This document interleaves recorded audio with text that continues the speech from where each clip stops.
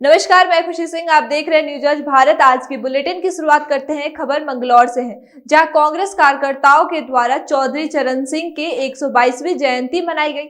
बता दें कि किसानों के मसीहा कहे जाने वाले भारत रत्न एवं पूर्व प्रधानमंत्री चौधरी चरण सिंह की 122वीं जयंती कांग्रेस कार्यकर्ताओं एवं मंगलौर विधायक काजी निजामुद्दीन द्वारा मनाई गई। चौधरी चरण सिंह की जयंती के कार्यक्रम में कांग्रेस के कई दिग्गज नेता शामिल हुए। भारत के पूर्व प्रधानमंत्री भारत रत्न श्री चौधरी चरण सिंह जी का जन्मदिन है। उनको आज इस मौके पे काजी भाई जो वर्षों से इनको याद करते हैं, तो आज उनकी जयंती है। यहाँ पर सब लोग इकट्ठे हुए हैं। आज इसलिए भी इकट्ठा हुए कि उनके दिए हुए आदर्श, एक महान व्यक्ति थे, स्वतंत्रता सेनानी थे। उनके स्थापित किए हुए आदर्श जो किसानों के लिए, पिछड़ों के लिए, गरीब तबके के लिए, उसको याद करने के लिए, उन आदर्शों को जिंदा रखने के लिए, उस पर चलने के लिए, तो काजी भाई हमेशा, हमारे बड़े भाई जो विधायक भी है मंगलौर के, वो हमेशा से उनको याद करते हैं, जनता को प्रेरित करते हैं, युवाओं को प्रेरित करते हैं कि चौधरी साहब द्वारा जो स्थापित आदर्श है उस पर चलने के लिए, उसको फॉलो करने के लिए एक प्रेरणा देते हैं। इसलिए मैं भी आज यहाँ आया हूँ कि मैं भी इनके साथ साथ उनको याद करूँ। के रूप में चौधरी चरण सिंह जी की पुण्यतिथि को हम लोग मनाते हैं और ये हर साल जिस दिन से चौधरी साहब इस दुनिया से गए हैं, मेरे पिताजी के टाइम से अब तक हम मनाते हैं। आपके चौधरी साहब के किसानों के मसीहा रहे, इन चौधरी साहब के आदर्शों को हम लोग याद कर सके।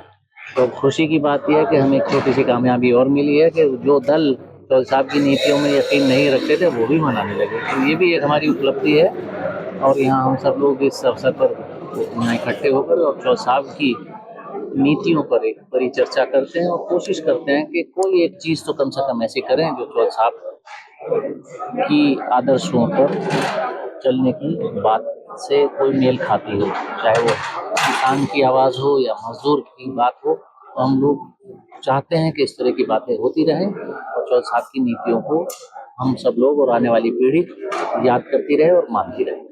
खबर हरिद्वार से है, जहां योगा गुरु रामदेव बाबा ने संघ प्रमुख मोहन भागवत के मस्जिदों को लेकर दिए गए बयान पर प्रतिक्रिया दी है। बता दें कि हाल ही में मोहन भागवत द्वारा सभी मस्जिदों के नीचे मंदिर ना ढूंढने वाले बयान पर बाबा रामदेव ने कहा कि यह उनका अपना बयान है और कई संत इस पर अपना बयान दे रहे हैं, लेकिन उनका मानना है कि सनातन धर्म को नष्ट करने वालों को जरूर सबक सिखाना चाहिए। ये सच है कि आक्रांताओं ने आकर के हमारे मंदिर, हमारे धर्मस्थान, हमारे सनातन के गौरव चिन्हों को नष्ट भ्रष्ट किया और इस देश को बहुत क्षति पहुंचाई। सनातन के जितने भी हमारे तीर्थ थे, हमारे देवी देवताओं की प्रतिमाएं थी, उनको खंडित किया। अब उनको कितना दंडित करें, कितना न करें, ये तो काम न्यायपालिका का है। लेकिन इतनी बात जरूर है, जो हमारे बड़े तीर्थ हैं, बड़े गौरव के स्थान हैं, उनके ऊपर तो कुछ निर्णय करना ही चाहिए, जिससे कि जिन आक्रांताओं ने सनातन का विध्वंस मचाया, उन पापियों के उस पाप का थोड़ा फल तो मिलना चाहिए। बाकी देश में भाईचारा भी कायम रहना चाहिए।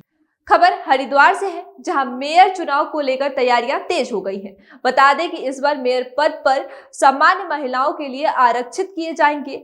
वहीं सभी दल अपने अपने मजबूत उम्मीदवार की तलाश में जुटे हुए हैं। भाजपा से कई महिलाओं ने मेयर पद के लिए अपनी दावेदारी पेश की है, जिनमें से कुछ नाम काफी विवादों में भी घिरा हुआ है। जैसे कि आपने हमें बताया कि मेघा जैन को टिकट की बात कही जा रही है। ये फोनिक्स कॉलेज के हैं और अभी ना कुछ साल पहले की बात है, इन्होंने ना स्कॉलरशिप खाली थी बच्चों की। और अगर ऐसे चरित्रवान इंसान को टिकट दिया जाएगा बीजेपी का, तो बीजेपी का अपना वर्चस्व कहाँ होगा? देखो, छवि साफ सुथरी छवि का आदमी हो तो ठीक है, वैसे तो बीजेपी का वहाँ वर्चस्व है, लेकिन अब ऐसे आदमी को टिकट देंगे? हमने सुना है इनके जो पति फोनिक्स कॉलेज चलाते हैं, घोटाले में भी शामिल हैं, कहीं बच्चों का वो खा गए हैं, क्या नाम, जो ये वो खा गए। अब ऐसे आदमी को बीजेपी टिकट देगी तो उसके लिए अब मान लो इनको ऐसे पद पे जीत गए और ऐसे पद पे बैठ गए, तब ये क्या करेंगे? तब तो और ज्यादा जनता के लिए पैसा खा जाएंगे, घोटाला करेंगे, तो फिर कैसे बनेगा? ऐसे तो बहुत मुश्किल है। खबर हरिद्वार से है, जहां स्वच्छ भारत स्वच्छ गंगा विषय पर नमामि गंगा मिशन के तहत कार्यक्रम का आयोजन किया गया। बता दें कि पीठाधीश्वर स्वामी निरंजन ने कहा कि गंगा तभी बच पाएगी जब हम गंगा को मां की तरह उनकी सेवा करेंगे। से लोगों के बीच में जागरूकता का संदेश दिया है, जिसमें कई सारे महानुभाव इस कार्यक्रम में उपस्थित हुए थे। इस कार्यक्रम में सुप्रीम कोर्ट के अधिवक्ता और क्या ओएनजीसी की तरफ से अधिकारी आए हुए थे। इसी तरह से हम लोग देश भर में, हमारा इस तरह से प्रायोजन है कि देश भर में हम इस तरह से कार्यक्रम आयोजन करें, और काफ़ी सारे हमने कार्यक्रम आयोजित भी किया है गंगा जी को बचाने के लिए।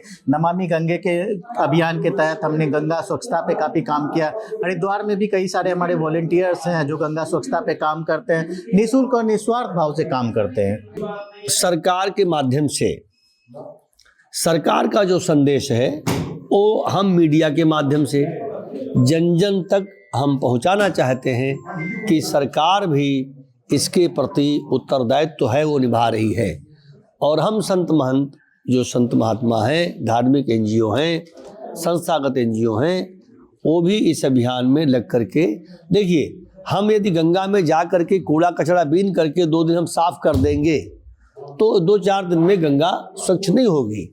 हम यदि सबके अंदर जागृति, सबके अंदर की सफाई कर देंगे और ये जागृति पैदा कर देंगे कि गंगा को स्वच्छ रखना है, तो वो व्यक्ति गंदगी वहाँ पर नहीं फैलाया जाएगा। आपने देखा होगा हरिद्वार में नित्य प्रति गंगा आरती होती है, उसमें से 10,000 से लेके 1 लाख 2 लाख तक लोग होते हैं रोज आरती के समय। हमारे वहाँ के आचार्य गण और गंगा महासभा का प्रयास रहता है कि वो हाथ उठा करके नित्य प्रार्थना करके शपथ दिलवाते हैं, लेकिन उस शपथ का पालन करते, क्योंकि जब से आरती चल रही है तब से कितने लाख लोगों को शपथ दिलवा चुके। यदि सभी लोग फॉलो करें तो एक बहुत बड़ा अभियान है। गंगा महासभा यहाँ बहुत बड़ी संस्था है, बहुत अच्छा काम करती है, हर के पड़ी का देखरेख करती है, सफाई भी करती है। तो इसलिए हरिद्वार में कार्यक्रम रखने का है कि हरिद्वार गंगा द्वार है, और हरिद्वार इसलिए हरिद्वार है कि गंगा के तट पर बसा हुआ है। हरिद्वार की गंगा यहाँ लाखों युवाओं को स्वरोजगार दिलाती है, लेकिन यदि हरिद्वार अपने मूल से ही गंगा गंदी होकर के निकलती है, मैली होकर के निकलती है, तो आगे सफाई क्या होगा। इसका मूल उद्देश्य यही है कि लोगों में जागृति पैदा किया जाए। एक बात और बोलना था कि गंगा या कोई भी नदी अपना कचरा खुद साफ कर लेती है। जैसे हमने फूल डाला तो वो बह करके लहरों के माध्यम से आपको सुबह किनारे मिलेगा। कोई भी कचरा आप डालिए गंगा जी में, कोई तिनका भी पड़ेगा तो सफाई कर लेती है, किनारे फेंक देती है। लेकिन जो हम मटमैला और मैला पानी डालते हैं, मैल डालते हैं, गंदगी डालते हैं, सीवर डालते हैं, वो तो पानी ही है ना, वो पानी मिक्स हो जाता, उसको नहीं साफ कर पाती है। खबर कलियर से है, जहां गांव के पास आम के बाग पर सौंप मिलने से हड़कंप मच गया।